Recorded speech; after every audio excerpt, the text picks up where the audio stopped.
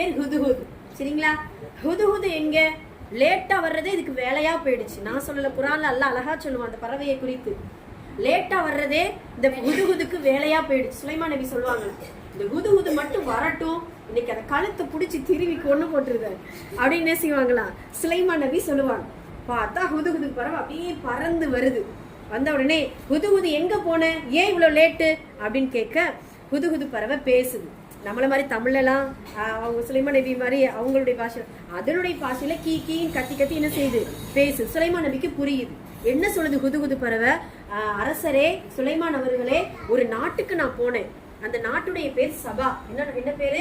சபா. அந்த நாட்டுல ஒரு இளவரசி இருக்காங்க, அல்லாஹ்வுடைய தூதரே, ஒரு அரசி இருக்காங்க. அந்த அரசியுடைய பேர் பல்கிஸ். என்ன பேரு? பல்கிஸ் என்கின்ற ஒரு அரசி இருக்காங்க, அல்லாஹ்வுடைய தூதரே. அந்த அரசி அந்த நாட்டையே ஆண்டு கொண்டு இருக்கிறாங்க. ஒரு பெண் ஒரு அரசியா இருந்தா எப்படி இருக்கும்?